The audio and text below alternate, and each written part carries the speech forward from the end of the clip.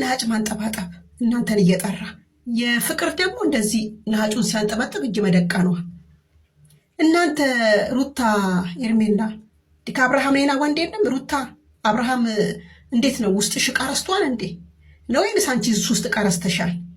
ኤርሚም እንደዛው አብርሃም ውስጣችሁ ዕቃ ረስቷል የረሳ ዕቃ አለ ወይንስ እንዴት ነው? አብርሃም እነሱ ውስጥ የረሳኸው ዕቃ አለ እንዴ? ምንድን ነው እየጠራ ናጩን እንዲህ ሲያንጠባጠብባችሁ ዝም ብላችሁ የምታዩት? ሴትነታችሁ ክብር ስጡ። ኤርሚ ክብር ስጪ ለራስሽ እንዴ! ሴት ልጅ አይደለሽ እንዴ? ክብር የለሽም እንዴ? እንዴ ሶስታችሁንም አብርሃም ማለት እኮ ሶስታችሁንም የቀመሰ ዝሙት ማለት እኮ ነው እንዴ! ምንድን ነው? በሞራናችሁን እየተረማመደ እኮ ነው። በጣም ከፍቅር ሌላም ሴት ማምጣት ይችላል ነው ማለት እኮ ነው። አዎ ከሱ ውጭ የሞት መድኃኒት የለም። አብርሽ ማለት የሞት መድኃኒት ነው።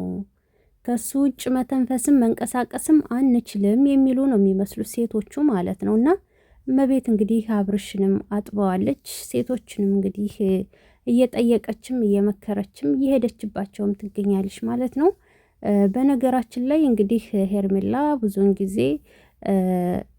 እንትን እያላት ሩታን እንግዲህ ስትናገራት ነበረ። አብርሽ ይወደኛል እስከ ዘላለሙ ከኔ ጋር ይሆናል ብላ ማለት ነው። ነገር ግን ደግሞ አሁን ላይ ያ የምትኮራበት የምታምንበት ሰውዬ እያዋረዳት ይገኛል ማለት ነው። ጭራሽ ትናንትናማ በኮንትራት መምጣትሽን ማመንሽ ጥሩ ነው ሲል ነበረ።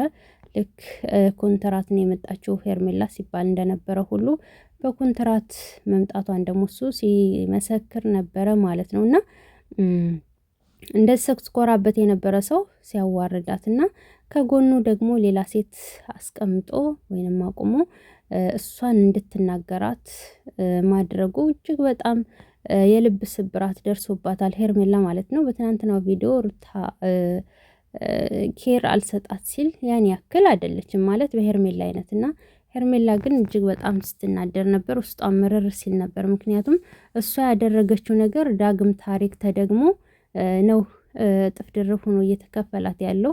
እንደውም ይሄ ጅማሬ ነው። ገና ብዙ ሂደት ይቀራል ማለት ነው በሱ አይነት እና በነገራችን ላይ እንግዲህ አብርሽ የሞት መድኃኒት ነው የተባለ ይመስል እንግዲህ ሴቶች ተሰልፈዋል እንደምታዩቸው። አንድ ቤት ኑሩ ቢባሉ ሁላ እሺ የሚሉ ነው የሚመስሉት ከሁኔታቸው፣ ከሴቶቹ ድርጊት፣ ከንግግራቸው አንጻር ማለት ነው። እና ሌሎች ሴቶች ነፃነት ቢጨመሩ ደግሞ ስንት እንደሚሆኑ አስቡት ብቻ ማለት ነው። እና አንድ ቤት እንኖራለን እንዳትሉ ነው የምፈራው ማለት ነው። እና ወዶችዬ እንዴት ናችሁልኝ? ሰብ ላይክ እያደረጋችሁ ቤተሰብ ሁኑ። በቀጣይ ቪዲዮ እንገናኝ። ሰላም ቆዩልኝ።